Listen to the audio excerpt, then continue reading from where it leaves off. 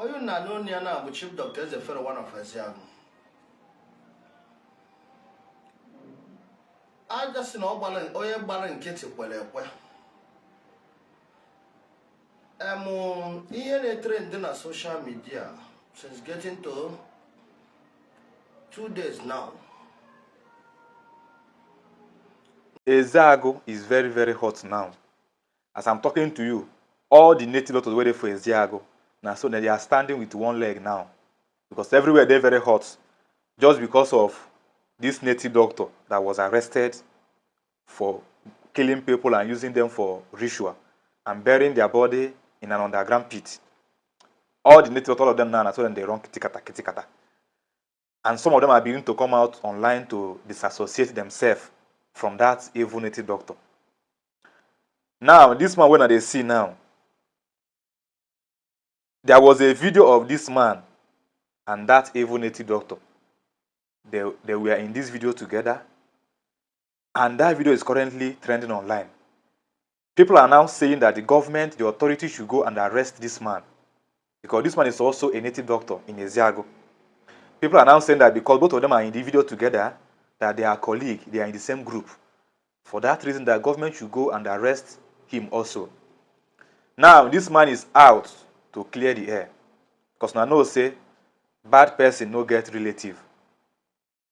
Bad person, once they don't catch you, say they do bad thing. Everybody will know you, and the ones who don't know you, they will all be denying you. So this man is coming here now to tell everybody that he does not know this man.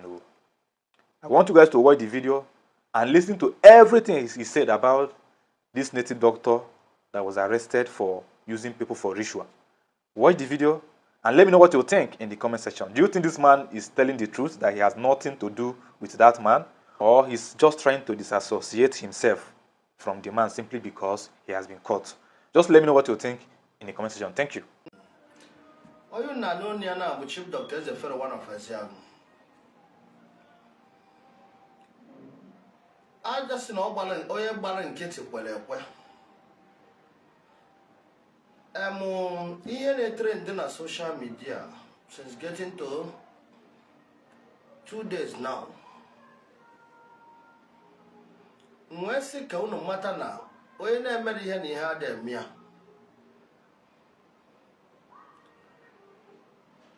This guy a na-akpọ Ezeagu nke na-ewu ewu na Facebook now. Nna afuchi ihe onye ọbụla comment of people, ihe people na-ekwu. I just keep silent. But ihe m ji wepụta na wee kwuba okwu now. Book ọha n'onu m. Mụwa bụ Dr. Ezefere one of Ezeagu bụ chief security na my praise. Ihe na-eme bụ omenala, adị m egbu mmadụ, adị m emebi ihe mmadụ, adị m achọ mmadụ okwu. Anọghị m n'eni crop. I got say crop ndị dibia, crop ndị nke a, adị m eme ihe crop. This guy a na-akpọ Ezeagu, which is not Ezeagu ka ọ bụ, ọ bụrụ dibia ka ọ bụ. Maka na dibia cannot email dịka ihe a o men na bia. Ihe nji wee kwuo ya bụ na many people ewepụta picture m, wepụta picture ya. Na 2023, come a New Yam Festival, which is all you're gonna aware, which is even on my page. Or when men name and may post there on social media, many people invite. Can this young man be na 2023? I found a for 1 day. I'm a homoyabo. Mwepota from Bemu, Unaya na the video, na funo memme can name and the people jure benine. Most of the Biana Bemu memme na that 2023, more when men name, Adema Masin de Biano. I'm going to be Bemu 1 million people, highest than the men invite, where they came over 400 people. Those opposite online, the end message bite. this young man wee bịa na be m na mmemme na-eme mbịa kene ya kenesie ya otu si kene ya ka nsi ekene ndị ọzọ niile ma ndị mma ma ndị nna amarọ wee mesịa mmemme ọnọsịa ya na unyi ya na ya so which means amarọ m onye ọ bụ aganebe m bịa I don't know him ejiro m phone number nothing amaghị m onye ọ bụ mụ na onye arụrụ ma na ada akpa n'ụwa mụ abụ Ezefere one of Ezeagu onye ọbụla na-eme ihe ọjọọ ada close my side ha mesịa mmemme na this video na post na this Facebook mụ abụ Ezefere one of Ezeagu afụ mgbe video anya n'ụwa na-abụghị ihe amen now ka ewepụta the video which is I don't know him or what him na ji amara m onye ọ bụ and mata na on Monday ka all the security people na Ezeagu bia Thanksgiving na bem on Monday, and that Monday all the security people who the Ezeagu niile no my praise mo abeze for one of Ezeagu. So when they go today, when they get to all the bloggers, you have in a man who mind your business. Because of number no 119 and 229 and the bloggers in our true. Makwano no madu kun na katrafia. Makwano no madu kun ne kuto makia. You have in a man who uche de queer. He had the Kurokua today. Bona Muabu Ezefere the show today, no what he have met. I may build the candle, I didn't hold the car. The only thing the government open now what he had a hand I suspect, man, that's such my praise. And when he have one on my cupboard, the only thing the Mabon and more than now one them mother. So near they put up all these bloggers. They put my name. Which you know the peer? Which you know the peer? And all the people, they put Hana Maro. Which you know the peer? Because of this young man and the peer. Opposing our government that today make way all my phone. I want to have work has way trace so what a number this young man on my phone. Everyone I know gender Mary has a good job about. Make way have my phone. Open on well, cause make a trace so that an amount of this young man will any call anything doing. Everyone I know good job has a good job about. I'm more for you. He had never been men. I didn't maybe become one. Mata na once in a maybe in Kemar in Kaya maybe. Mata in a maybe in Kemar in Kaya maybe. The day this thing happened, all the security of Udia and Ezeagu on my praise. All the security of Ezeagu in their Thanksgiving na bemwa Ezefere. Because of again none fight kidnapping and na fight crime na my community. Now my state. And when you have someone at this man and you come here now because it's an evil man. Amaro moyobo. And when you get you got to the mother, I can't show him no matter. I told Romy why does some keep silent since 2 days now. Here another kata na net. Makwan no mad go na maybe afia. When they made here, Mata no what he gave me. Because when they made here, we made here na tujo. E wora mujo, e wora fear. Because nobody had me. Manu so. Or what you get here more based on the condition of Igbo man or kidnap man. I can't do that. In a matter anything. Ebi do more Lord than Anna. Many years ago, close to 20-something years now. Can you often have followed them mad? I don't get to a natural acatrafia. Go up blog and acatrafia from mad. What of acatrafia from Kegi got happy? ihe ọbụla ị na-eme n'ụwa makwa nna chi mmadụ na-agbakwara ya ọgụ and na enwere ihe ọ ga-abịa ime mmadụ ọgụ back to sender to you makwara nke aha ama mmadụ ncha bụrụkwa ofu okwu na-ekwu today being na this young man a na-ekwu maka ya now a na-akọwa na ejide gị ya otu esi wee jide ya na si mee proper investigation ọ bụ na o nwere anything njikọ mụ na anyị common sekpụrụ m jebe ebe ọbụla a na-eje now ewepụtago list of ndị a na ya nọ club afa mụ bụ eze fero anọ m ebe ahụ my name adị there o were from my phone number there kedu na katọrọ afa m na-emechu m because na nkachu ọgara kakwa ogbugbu ya njọ nkachu ọgara kakwa ogbugbu ya ihe ọbụla mmadụ na-eme n'ụwa ige ntị ọfụma echikwere n'ọnụ ofu onye wee bee ikpe ikwu jụọ ya njụ onye a na-ekwu maka ya amaghị m bịa ejighị m na mbịa amaghị m onye ọ bụ I don't know him. Is it because of not your mmemme na 2023 ọ bịara mmemme ebe mmemme ebe na-eme awamchi almost ihe niile bịara na be m na na-eme awamchi amam ndị ahụ I don't know them and nwere ị ga-abịa na nke m njụwa nwaanyị ji wee bịa ebe a because mụ na ya ga-eso okwu amaghị m onye ọ bụ so ihe na-ekwuru okwu a ọ dị ka bido m fụrụ na-etrend na mmadụ post kwere again ebe m na-ekwu okwu na-akọwa na dibia ọbụla nọ n'Ezeagu anyị ji pasụ mmadụ agwọ ọgwụ na ọma rast video akịta is getting to 2 years mme video he just that na repost this video jiri nwayọ jee na my page ije na page na ị ga-jam the video ịma how many years ekwuru okwu a abụ m ya n'ọnụ 24/7 na-agwa all my fellow DBS okwu unu atịakwa n'aka n'ihe ọjọọ so ihe ọbụla a na-ekwu na amụgo m nọ na social media ka anyị nọ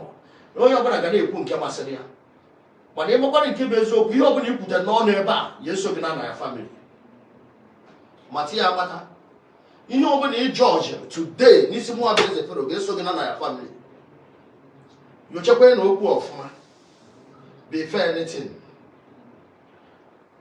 Most of you people na-eme mmemme na bụ unu ma ndị na-agba nkwụ ma ndị na-eme melitin ọmadị ncha niile bịa nna be nke i mere invite ajụ ka nna ajụ ya ọmadị ncha niile bịa nna be nke ịma ihe ọ na-arụ ọmadị ncha niile bịa nna be gị ka ịma ihe ọ na-arụ ajụ ka nna ajụ unu uche unu dopụ ya onye ọbụla na-akatakwa mmadụ uche unu dopụ ya eji m ofere a na-agwa Enugu State gọọmenti ha mekwe investigation mee investigation ọfụma ha kwurukwe dam mee this investigation akwụnye mmadụ eze fero na-ekwu ọnwa akwụ ihe mme owerekwa onye nji ihe ya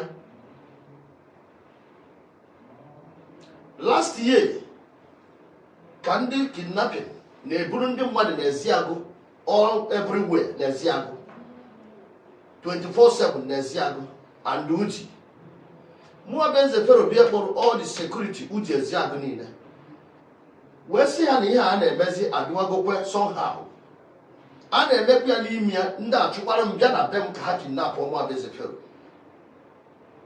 ọ bụrụ na m mere escape ha wee bụrụ nwaanyị na-elere m ahịa na be m na-ele ihe na style na my praise emechekwa ya alapụ the woman under 5 days mgbe kpọwa all the security Uji Ezeagu niile anyị ji wee jebe n'arụsị wee gbaa ndụ tụọ iyi n'arụsị onye ọbụla aka ya dịkwa n'ihe na-eme na be anyị aja anụ wepụta ya ọba n'ilo onye ọbụla aka ya dịkwa n'ihe na-eme na be anyị aja anụ gbuo ya anyị wee mechetụcha dị iyi wee mechaa ihe anyị mere na arụsị wee kwee dị arụsị nkwa na be m na ọ bụrụ datị na arụji anyị oyi from 91 year time na anyị ga-eji ebiri jiri ewu jiri ọkụ wee bịa kene ya ka anyị mere that Monday ibi na anyị ka nọ n'ebe anyị na-eme ya na mgbede abalị before call wee bata that na kidnap na one girl and the matter na this man had a plea here. Muna yana baburo the same community. Community had very far from my side. Amahomo, I don't know him. Starting from 2023, road today, when I get now. Money I have the phone, I phone by me. This was said now government, I'm going to the phone, you open a check, you open a check, check, yeah. And the citra I have done everywhere. I wouldn't watch shut on my cupboard. I come out running your job. I demand support you. I said, I don't know my weapon is. Open and over the Monday from Naya, go be my witness. Man of mother support him. No more based for a fight crime. Only join a video on Monday. I mean on Monday. But see, Monday we have me. That video, I know about that praise more based for with all the security member. When nobody ever go on Alosi, where see Alosi, no you open a care the Nandine one day boom one in a buy. Give me expose. So you chopper one now. I chop me woku. But as you know, you're going to get it. Boy, many people now home. Can you get you a keep silent?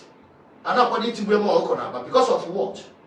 But you know what all the people now commenting, on social media. You open you could need some more days the fellow. I come draw chat or do I know now? Yeah, you will kiss you cannot pick it. Okay, I'll go back to send that to you. Because of what? Some people say that if you're a bagoso, and my boss into waiting. Can you hear Nabaloso? I'm in my praise. Can you hear Nabaloso for? Where many have you Naboso? So here you go today. Network and AI is so good. Life is hyper here. But I continue this life. When I make no matter. See my investigation of my I come there. Every hand I make way. Oh yeah, now run. See me base fellow. See my investigation of my and the shade you gonna go for made investigation. She you gonna so cool and maybe. Now man they are men na 2023. Mjake neya. O man they are man can see the person. I'm a more yobo. Mjake neya kenoya ne unya ya dia so na bemu. Be here with you on social media. She's not my best friend. Which guy best friend?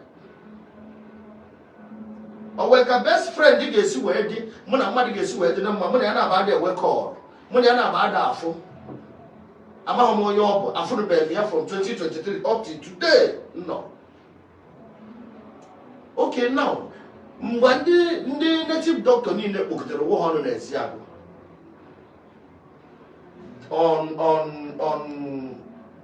On Tuesday, I am there. More be a member on the West, and all your Kumaki and Amaromia. And you will put on a platform in TM. I am from Oyabuna 2023. The Denver, I want you. About my own.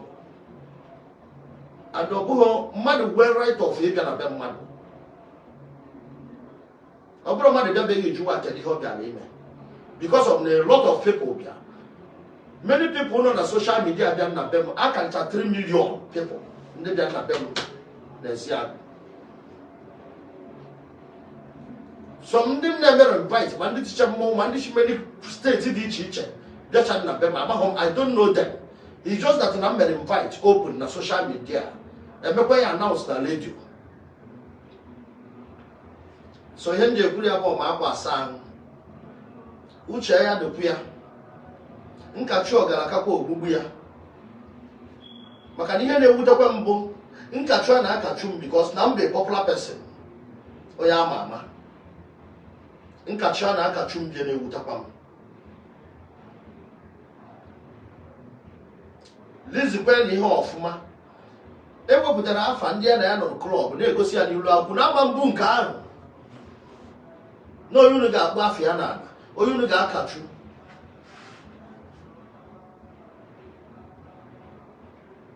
I believe otu anọ na chim ga-agbara m ọgụ na chim na-efe ya agbara m ọgụ because of what ihe mme ọ bụ na ọ nwere ihe mmere man chim ama fight for me once ọ na-enwere ihe mmere unu ga-afụ ka ọ esiri ana m agba ọsọ into waiting many people na comment na ọgba n'ọsọ na ọgba na ọgba ọsọ eje ebe kedu ebe m ga-agbaga na village m ka m nọ wee too na village m ka a mụrụ m kedu ebe m ga-agbaga obodo oyibo ka m ga-agaba ka ebe ka m ga-aga so ihe m ji ekwuru okwu a onye ọbụla na-ekwu nke ọ na-ekwu be careful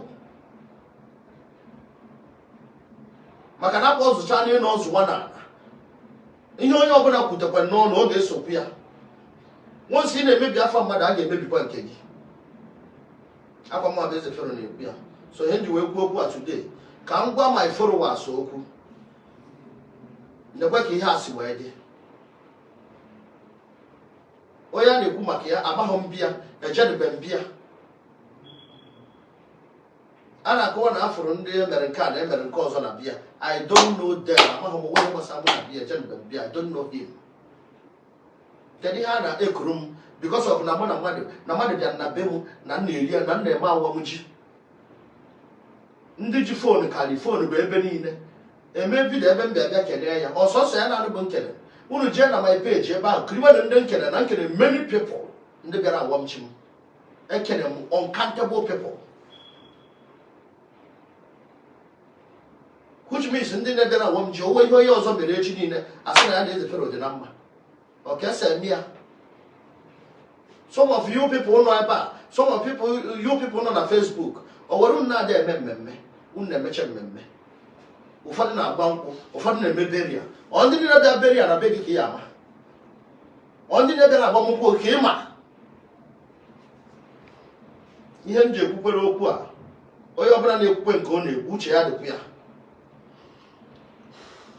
onye ọbụla na-ekwukwe nke ọ na-ekwu uche ya dịkwu ya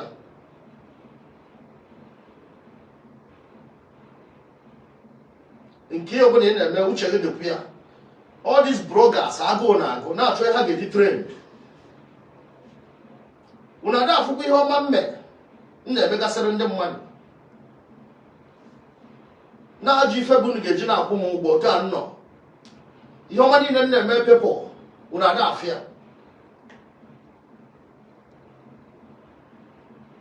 Chineke m na-efe ka ga-fight unu ga-afụ ka o esi wee dị n'ikpeazụ a Chim ga-anọ n'ụmụ you go fight for me ọ bụrụ na ọ nwere ihe mme Chineke amụkwara mmụọ mana ọ bụrụ na ọ nwere ihe mme all these you bloggers na-ebugheri afa m unu ncha niile ga-ata afụ unu ga-asọfa but I don't do anything is it because of na mmadụ bịara na be m na m na-eme mmemme okay ka unu jere na social media onweghị any video ọzọ unu fọrọ mụ na this guy any connection ndị obodo m n'obere agụ ma na niile onwenukwu ebe unu fụrụ mụ na this guy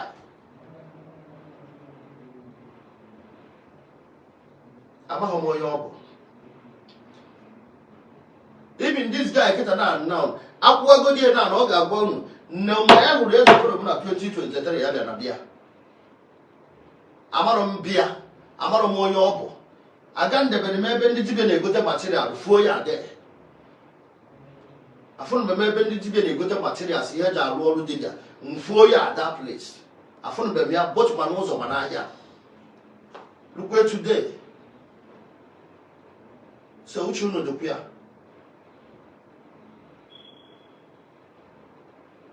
maka amago m na ihe dị na social media a na-ekwu onye nke asị nka onye nke akọrọ nka onye nke akọrọ nka ma mata amata na ihe ọbụla iji ọchịrị mmadụ a ga-ajụ ya na be gị nke ahụ jos mata nke ahụ na ọ dị satin aka ọbụla iji jiri mmadụ ka a ya ejiji gị ọmụ akwụrụ ya ụfọdụ ga-asị na ọ na-edife ndị owe ya na-akọ nke a na-akọ nke akọ gịnị kedu ihe m na-akọ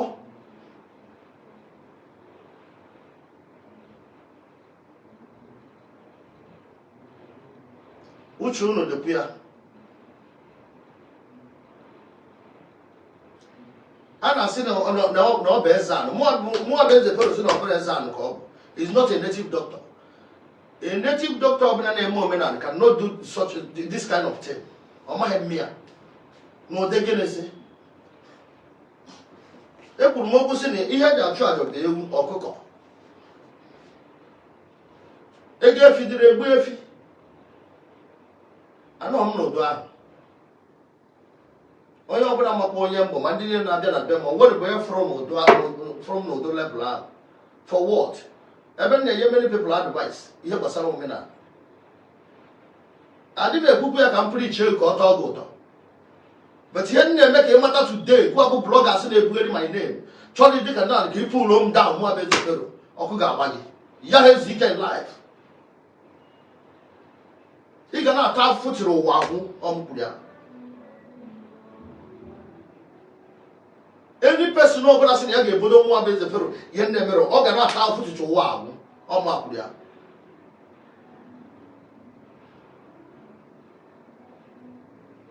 Here now, you're going to Enugu State. Only to go well, man, proper investigation. Man, investigation off, man. Your chain, no way, your chain. Okay, you know when the job, how much in the job? And you go native doctors, or native doctors need a job. Or native doctor need a tiaka and Yarulano. Or when the tiaka and Yarulano, what comes to the home out? Nakamadria. I didn't make a book or dog. Oh, you're going to book for my body can maybe my name. Or man not having number. My family. Here there was problem upon problem.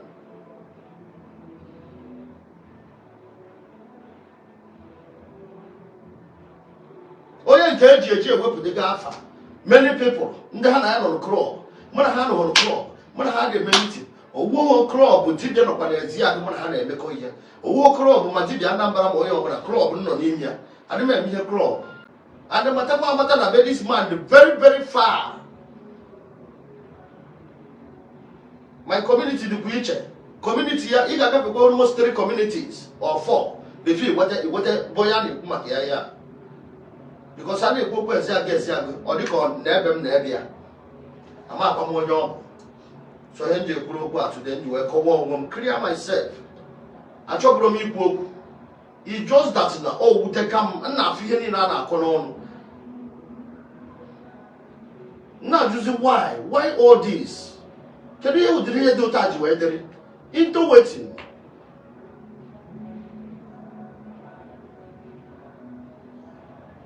So you go today. Thank you all. Mbose I am Omwapuria. Here now your Enugu State government. Only Jiruwa and proper investigation. Open age they go this guy. Better than never know this guy also. Ya Bopan also. Chineke and then never. Only make Jido ya show ya ike. Ya Bopan also. So that go wait till go on Yamakan or go one dear and with business. Or go one dear and I want our war. Go one dear and I want to make honey. No more Amalia. I'm on beer. I'm on more young. I don't know him. A woman actually a job. Phone in and they use Sibolia. I'm one here. J3 you off one number this man na phone. Several to a manager. No matter me. I'm on more young. I'm going to try to search all my praise from A to Z. I don't know what I can.